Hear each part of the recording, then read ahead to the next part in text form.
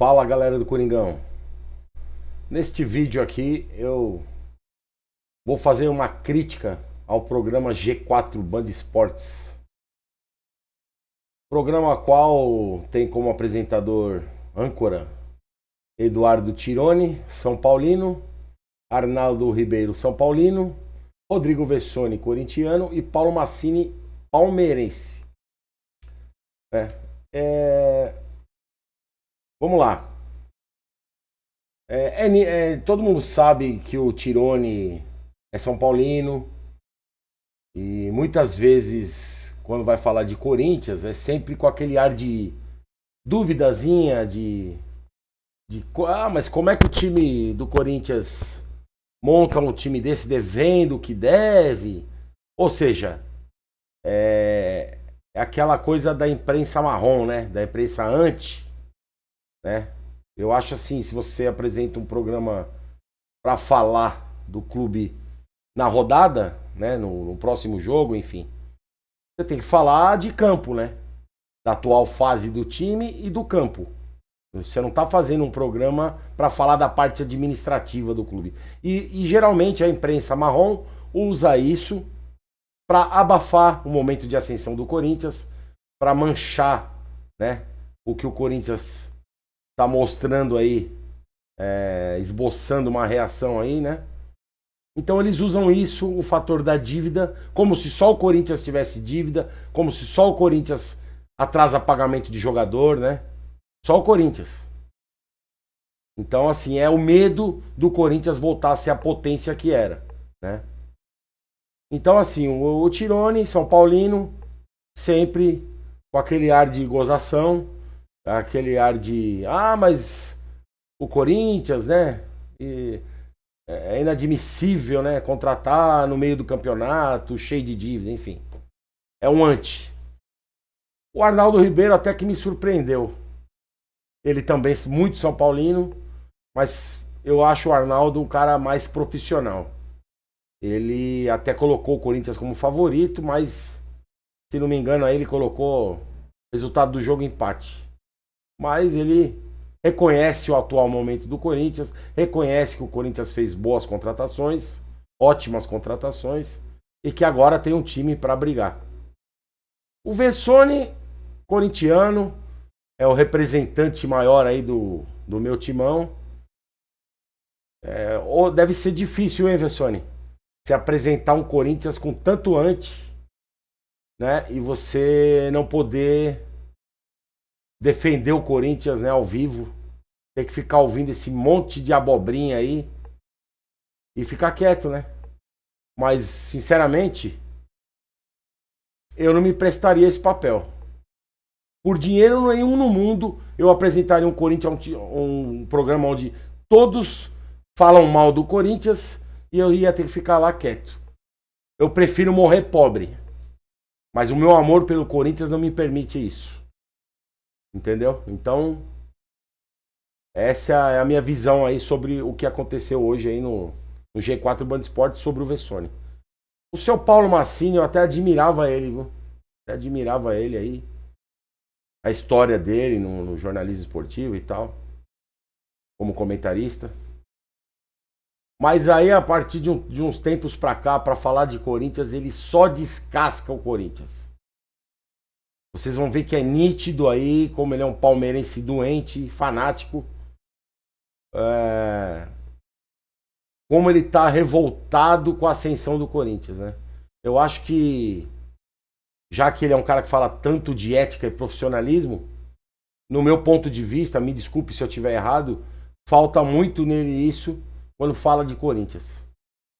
Então aí vocês vão ver aí nesse corte que eu vou fazer do G4 Band Esportes, dessa sexta-feira, 27 de setembro de 2024.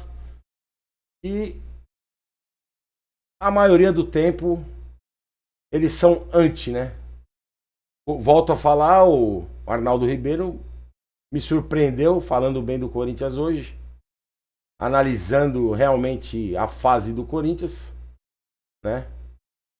E fico assim, não vou dizer triste, porque eu não acompanho também muito o meu timão. Já conheci o Vessone pessoalmente. né? Num evento do Alambrado Alvinegro que eu participo, mas enfim. Não... Assim, já não acompanhava muito o meu timão. Agora menos ainda, porque eu não me prestaria esse papel. É uma opinião minha, como torcedor, e como nós vivemos uma democracia, eu tenho no meu canal no YouTube, eu posso vir aqui expressar minha opinião, sem ofender ninguém, sem... Mas posso aqui colocar a minha crítica e a minha opinião sobre o que eu assisto. Não é mesmo? Então faz o seguinte, galera. Vejam, vamos ver esse corte aí. Deixa aí nos comentários desse vídeo se vocês também enxergam da forma que eu tô aqui passando para vocês, ou se eu tô ficando louco. Comente nesse vídeo, deixa o like, se inscreva no canal, tá bom, galera? Valeu, até o próximo vídeo aí. Para essa rodada do Campeonato Brasileiro. Bom, palpitamos aqui sobre São Paulo e Corinthians. O Vessa falou que vai ser 3-1 fora o baile. E você já apostou num 1-1, né, Arnaldo? Foi isso? Eu acho que o Corinthians, postei, sei lá, sem muita convicção, ainda sem saber como vai jogar o São Paulo, né? O São Paulo voltou a treinar hoje, nenhum titular treinou. Vai fazer um treino só no sábado, enquanto o Corinthians vai fazendo treino aberto, se preparou o tempo todo. Né? O Corinthians é mobilização grande, né? Para o jogo em Brasília. O São Paulo, como você fala, lambendo as feridas, né? Acho que o Corinthians é favorito a ganhar o jogo, mesmo se fosse no Morumbi, acho que esse empate talvez tivesse uma convicção um pouco maior, assim como o Corinthians hoje seria favorito contra quase qualquer time do Brasil jogando hoje na tabela. Se for palpite, Corinthians. Quando você fala, vamos põe a classificação no Brasil. Como diz Rodrigo Vessone sabiamente, o Corinthians não é coitadinho e nesse momento da temporada, pelo contrário, o Corinthians é favorito e vai ter que arcar com isso, né? Ele é favorito. Ele tem bom desempenho recente, ele tem um time que está funcionando, ele tem várias opções, ele investiu para Dedéu. Então a cobrança em cima do Corinthians é a mesma para Botafogo e Flamengo, em termos de investimento. São as 3 maiores folhas de pagamento do país. A minha impressão é que o Corinthians, saindo da zona de rebaixamento na tabela, saindo do vermelho, aí ele passará a deixar de ser tratado como coitadinho, né? E passará a ser tratado como um grandão, que ele é nessa temporada. É uma situação, neste momento, muito parecida com a do Corinthians do ano passado, com uma grande diferença, né? O Corinthians do ano passado chegou às 2 semifinais e estava mais ou menos nessa posição no Brasileiro.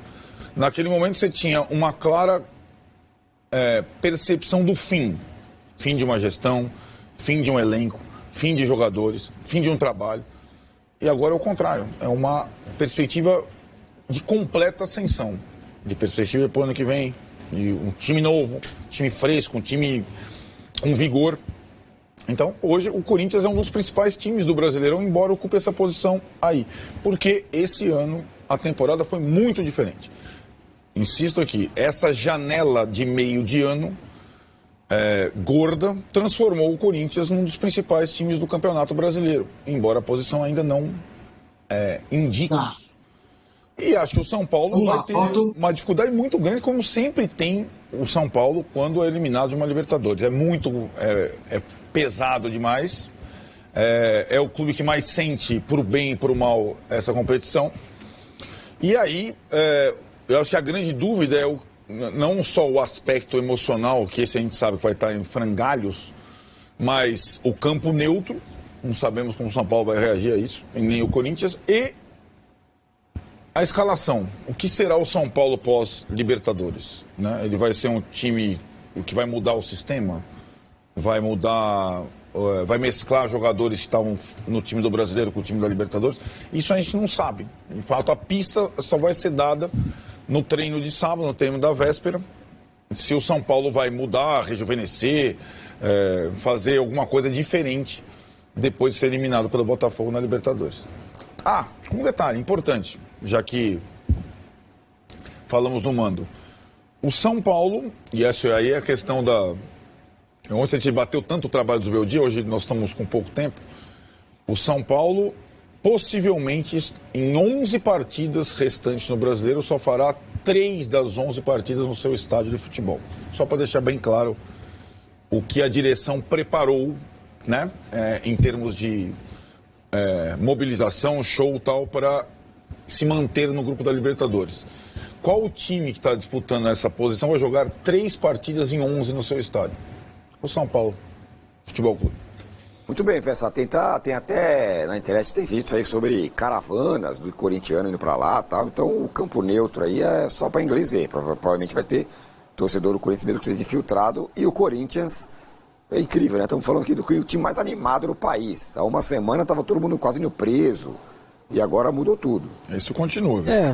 Essa parte aí de fora de campo continua, mas o Corinthians ele tem um pouco esse poder do 8-80, 80-8 muito rapidamente. Quase sempre o clube foi assim. Como disse o Arnaldo, isso atrapalhou ao longo dos anos o Corinthians ser assim, inclusive. Se ele fosse um clube mais linear, ele talvez tinha conquistado até muito mais coisas do que ele conquistou na história. Acho que terão torcedores, acho que vai ter torcedor, mas sinceramente é mais a galera ali de Brasília, região, que vai ali sem camisa, pega a namorada São Paulino e vai ali o outro. Eu não acho que vai ter uma mobilização de... Ninguém vai se arriscar à toa ali, não está separado, não tem setor separado. As organizadas não podem fazer caravana. Se tentar sair de ônibus de São Paulo, vai ser tudo barrado na estrada. Acho que e aí o Corinthians se ferra pro resto do ano. Se as organizadas do Corinthians inventarem de fazer alguma coisa... Quer dizer, punição o Corinthians é um pouco difícil, mas... inventarem de fazer alguma coisa, o efeito, o Corinthians tem 2 Copas para disputar, tem a zona de rebaixamento para sair e um monte de jogo em casa.